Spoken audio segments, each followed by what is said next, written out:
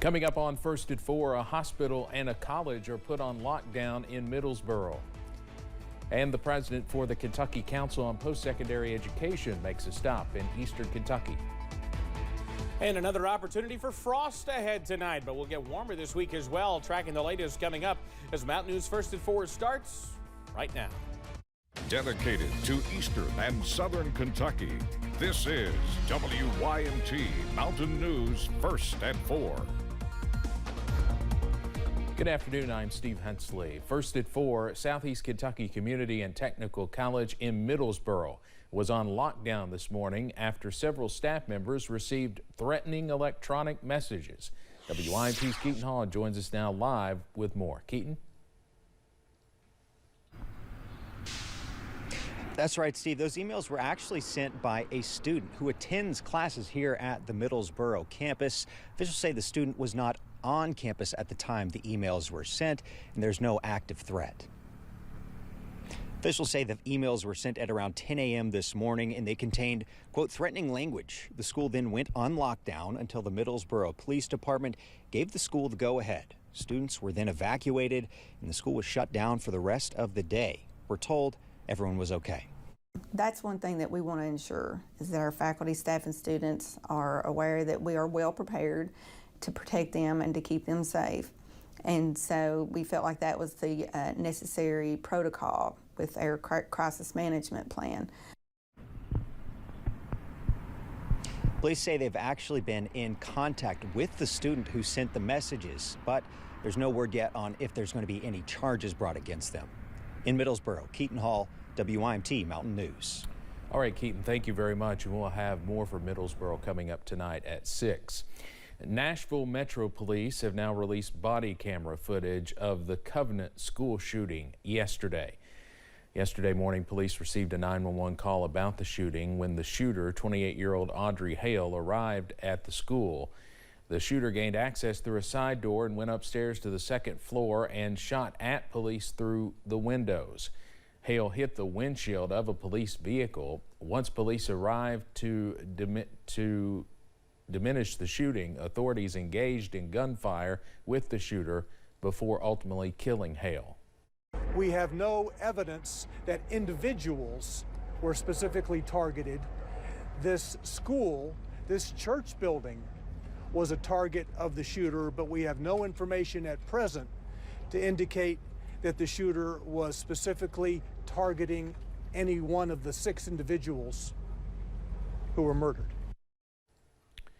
6 people were shot and killed by Hale at the school. We'll have more from Nashville coming up at 5:30. A small central Kentucky Christian school recently hired a school resource officer in hopes of preventing what happened in Nashville. Danville Christian Academy has former Boyle County Sheriff Derek Robbins as their SRO.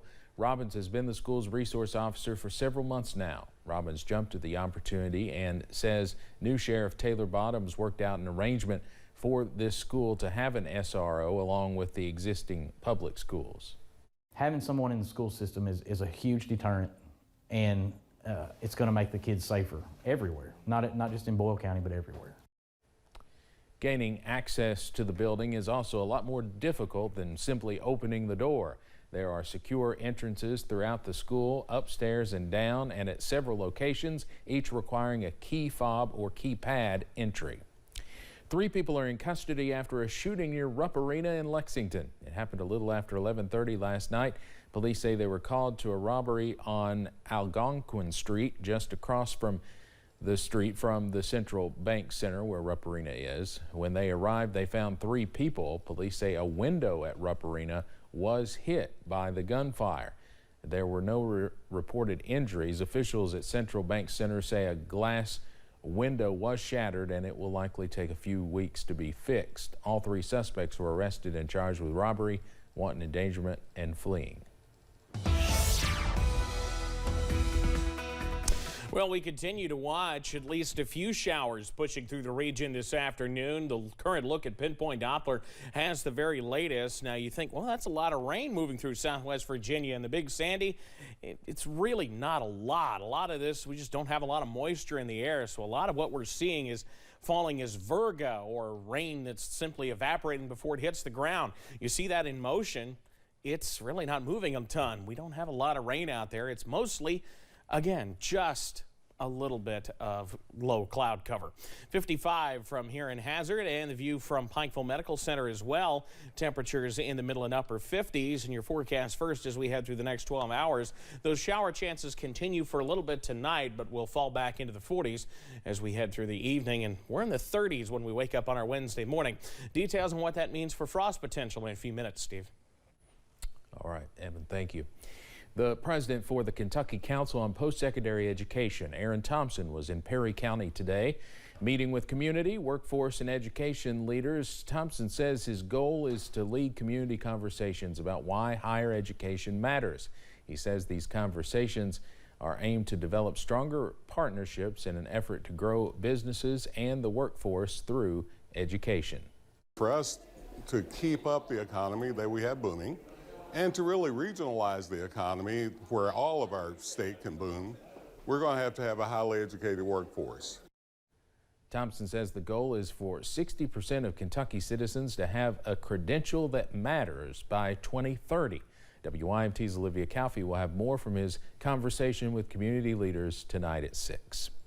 On Friday, Powell County Search and Rescue responded to a call of a man who had fallen off a cliff in Stanton, and just a day later, Wolfe County Search and Rescue responded to a similar call in Campton. Both men had fallen at least 80 feet off cliff sides but managed to survive. These incidents are prompting both crews to remind everyone, if you are hiking or staying near a cliffside, it's important to maintain situational awareness at all times. And so when you're operating or when you're hiking or adventuring or staying in a cabin next to a cliff line, it's important to maintain your situational awareness, right? So if you're out camping with friends, maybe don't camp right next to a cliff line, or make sure you're maintaining your sobriety when you're next to that cliff line so that you can make wise decisions and keep yourself safe.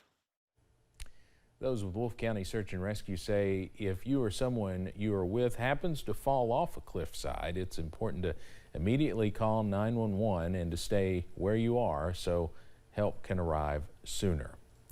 A fire broke out at an immigration detention center in northern Mexico near the U.S. border, leaving more than 3 dozen migrants dead.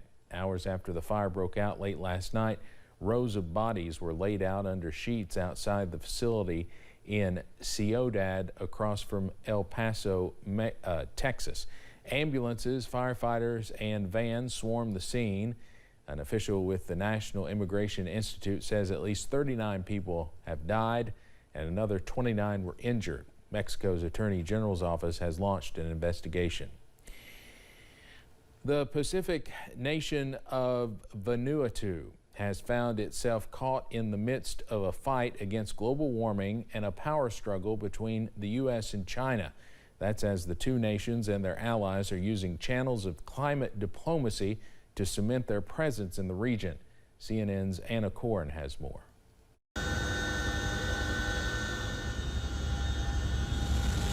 High above the vast Pacific Ocean, Vanuatu's leader looks down on his fragile paradise. The nation is one of the most vulnerable on Earth. Its people at constant risk from cyclones, earthquakes, and live volcanoes. We believe it's all because of climate change.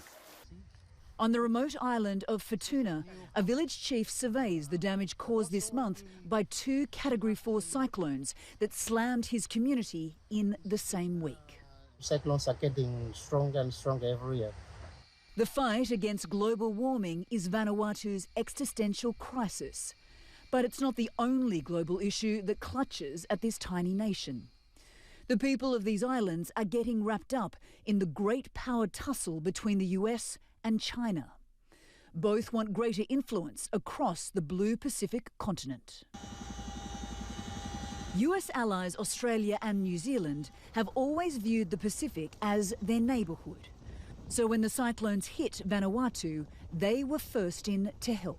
Australia is a direct neighbour of Vanuatu in our region, and just like all the other neighbouring Pacific family countries, we respond to natural disasters when our neighbours are in need. All know the value of winning hearts and minds in the Pacific. Beijing sent in cyclone aid too.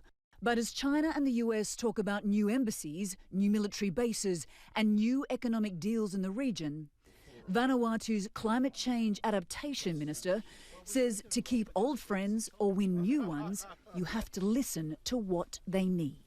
The US and China could absolutely gain great influence in the Pacific by taking real action on climate change. If China and the US profess to be our friends and want to support us, they need to deal with climate change, which is the greatest threat to our existence. Vanuatu wants the International Court of Justice to determine how culpable big polluters are for climate disasters in the developing world.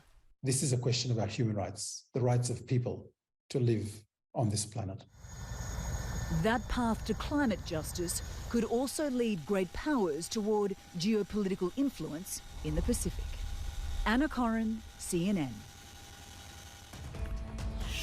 Coming up on First at 4, we'll have the latest on a tornado that killed more than 20 people in Mississippi.